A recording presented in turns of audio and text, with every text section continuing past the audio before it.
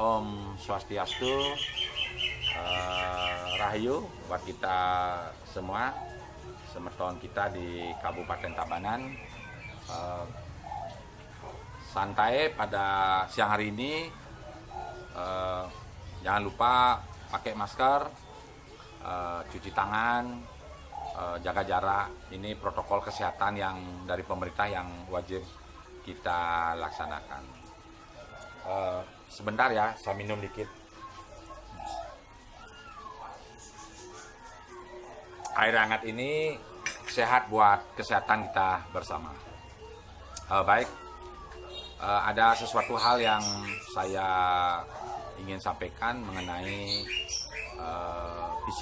visi misi, karena saya saat ini kebetulan mendapatkan amanah mandat sebagai calon bupati dan Bapak Made Edi Wirawan sebagai calon wakil bupati Tabanan periode tahun 2020 sampai 2024. Nah, perlu saya sampaikan, adapun visi misi yang akan kami sampaikan pada saat ini adalah Nangun Satketih Loko Bali melalui pola pembangunan semesta berencana menuju Tabanan era baru yang aman, unggul, dan madani.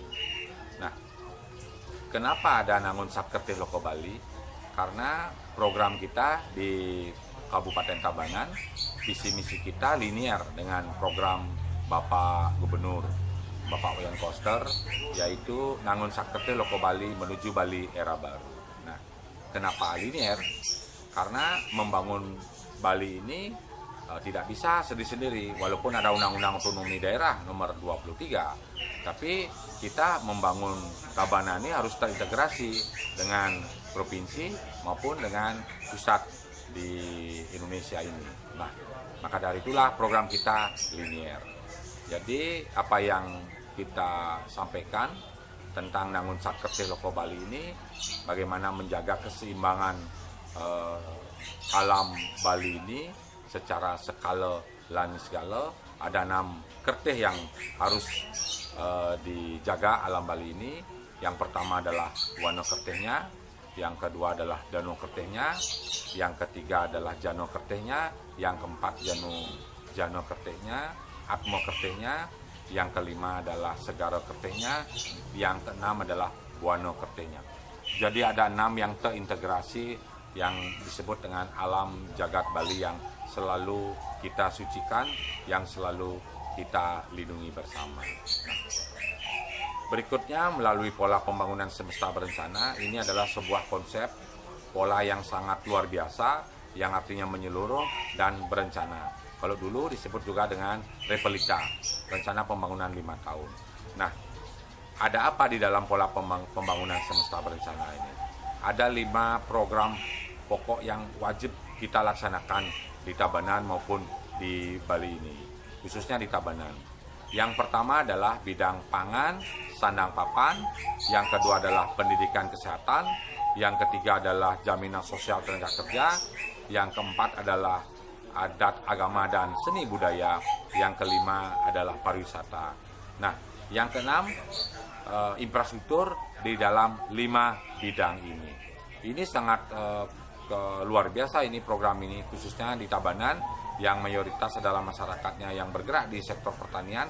Sandang pangan papannya ini adalah menjadi bagian yang sangat kita utamakan untuk melaksanakan pembangunan di Tabanan ini.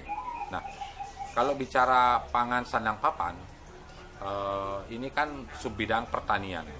Kalau kita lihat di Kabupaten Tabanan ini, pengalaman saya selama 10 tahun mendampingi Bu Eka selaku bupati, kalau bicara sektor pertanian ada 3 hal yang prinsip.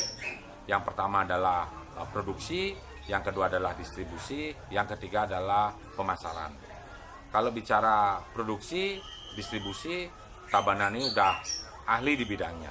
Nah, yang jadi kendala sekarang ini adalah sektor pemasarannya, di hilirnya. Hulu tengah udah bagus, tinggal hilirnya. Jadi Jaya Wira ini hadir di tengah-tengah masyarakat. Sekarang ini bagaimana menyelesaikan persoalan hilir ini. Kami sudah punya formula bagaimana menyelesaikan persoalan hilirnya.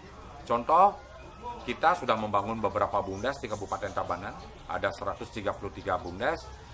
Jadi bagaimana perusahaan daerah ini bekerja sama dengan BUMDes membeli semua hasil produksi yang sesuai dengan Perda yang telah ditetapkan.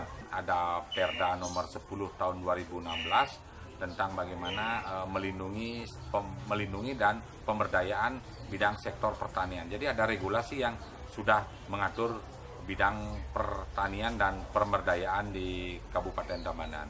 Dan juga ada Perda nomor 99 tahun 2018 tentang bagaimana membeli hasil produksi pertanian maupun agribisnis maupun perikanan di seluruh Bali. Jadi sudah ada Perda yang mengatur melindungi tentang sektor pertanian baik di Tabanan maupun di Bali.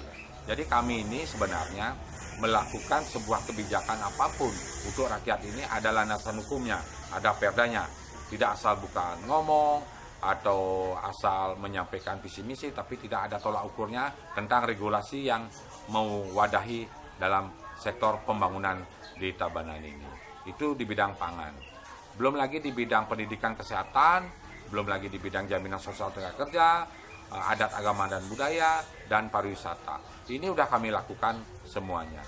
Dan juga mewujudkan Tabanan Era Baru. Yang dimaksud Tabanan Era Baru ini adalah kami sudah banyak melakukan perubahan-perubahan di Kabupaten Tabanan ini selama 10 tahun ini, tapi kami selalu akan tetap melakukan perubahan-perubahan.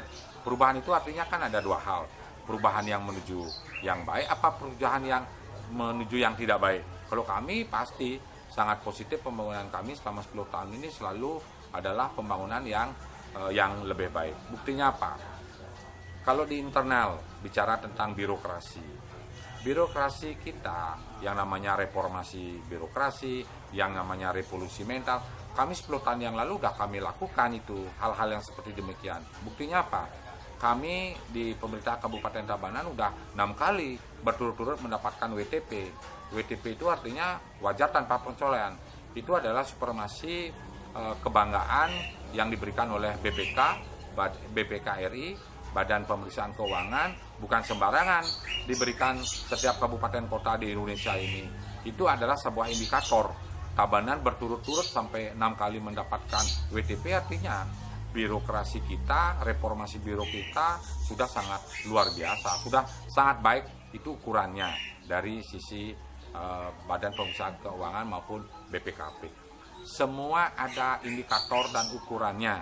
Jadi tidak sembarangan kita bicara akan begini, kita akan merubah itu, kita akan membuat ini, membuat itu, tapi tidak ada landasan hukumnya. Kami tidak demikian. Kami justru apa yang kami lakukan semua ada norma hukum dan norma-norma aturan yang mengatur semuanya. Baik itu melalui Perbob, peraturan bupati, melalui Perda provinsi, melalui Permen, peraturan menteri, dan melalui Perpres, peraturan presiden dan undang-undang. Semua ada regulasi. Artinya apa yang kami kelola selama ini adalah hasil daripada semua regulasi yang dikontrol oleh DPRD. DPR ini kan sebuah lembaga yang terhormat, wakil rakyat yang mempunyai tugas baik itu sebagai fungsi budgeting, fungsi legislasi, pembuat undang-undang, dan sebagai fungsi controlling. Kami dikontrol oleh DPRD, tapi adalah sebagai lembaga terhormat. Jadi bukan sembarangan kami melakukan pekerjaan tugas di Kabupaten Tabanan ini. Nah, untuk mewujudkan Tabanan Era Baru yang saya maksud adalah biar masyarakat Tabanan ini menjadi apa? Menjadi aman, menjadi unggul, dan menjadi madani yang sejahtera. Aman, bagaimana menciptakan rasa aman dan nyaman masyarakat Tabanan ini? Kalau unggul, bagaimana menciptakan rasa daya saing buat masyarakat Tabanan ini, baik daya saing di bidang ekonomi, di bidang kesejahteraan, di bidang budaya, di bidang sosial, semua bidang bagaimana kita Tabanan ini memiliki daya saing keunggulan. Begitu juga madani dan sejahtera, artinya bagaimana kita memiliki sebuah peradaban yang tinggi, memiliki akhlak yang mulia, bagaimana mewujudkan kesejahteraan buat masyarakat Tabanan. Astungkare Jayawira nomor 1 hadir di tengah-tengah masyarakat, hanya satu tujuan, satu kata, satu hati, bagaimana kita mensejahterakan masyarakat Tabanan yang kita cinta ini.